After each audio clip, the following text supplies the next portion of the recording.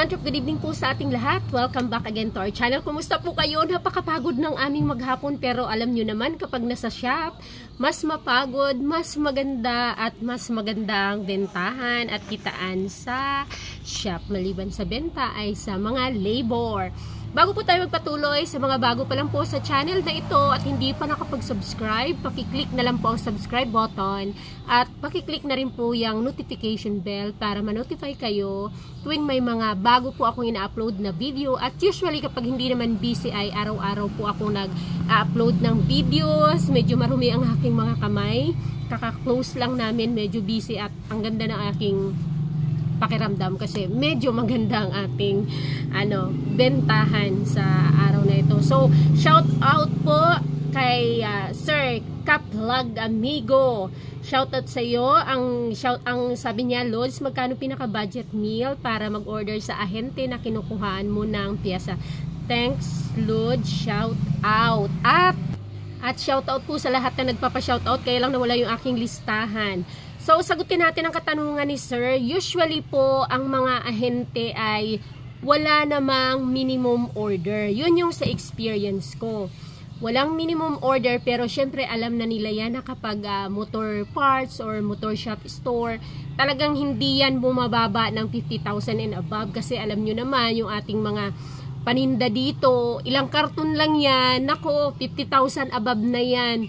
Yung 10,000, 20,000 mo, kukunti lang yan, maliban na lang kung interior lang, ganun lang, or brake shoe lang. Pero sa halimbawang mga, kumbaga nagmo-move na mga na mga shop ay ang wala na silang hindi na sila nag-a-ask ng minimum order kasi alam naman nila na halimbawa may mga bagong ahente, pag umorder ako, hindi yan unang order, hindi siya bumababa ng 50,000. So, kahit basic lang yun para lang mapagbigyan mo siya ng order. Pero, mayroon namang iba na, halimbawa, nagpapa-minimum talaga sila, lalo na kung halimbawa yung shop na pinuntahan nila or pinapa-open nila ng account ay bago pa lang. So, palagi yan na 20,000 ang minimum na na pa-order para hindi sila lugi doon sa pag-ikot. At syempre, halimbawa, galing sila ng Manila, 'di ba? Luluwas ng mga probinsya.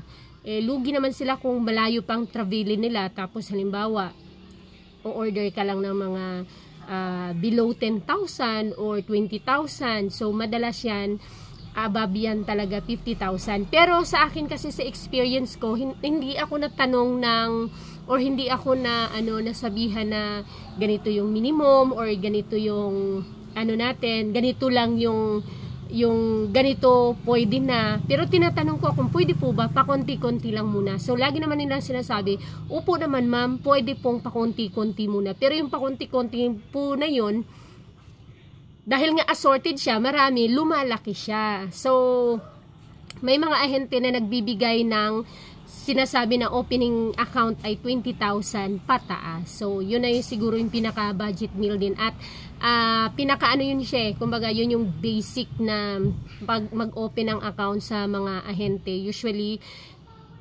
wala silang limit. Pero pagdating sa terms, in my experience, ang terms na ibibigay kapag baguhan ka lang ay 90 days lang yan, 3 months lang.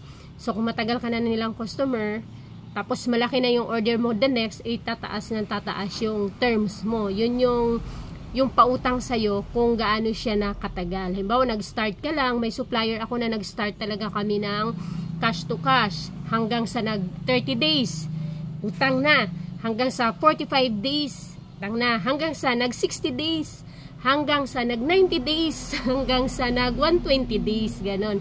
So, iba-ibang suppliers yun sila. Depende sa offer ng offer nila at depende doon sa purchases mo. Kasi, kung maliit lang yung amount ng pinupurchase mo, hindi ka rin nila bibigyan ng mahabang terms. Kasi nga, maliit lang siya, konti lang. Baka naman ubos na yung panindang inutang mo sa kanilang kumpanya, hindi ka pa makakapagbayad sa haba ng terms na binigay sa'yo.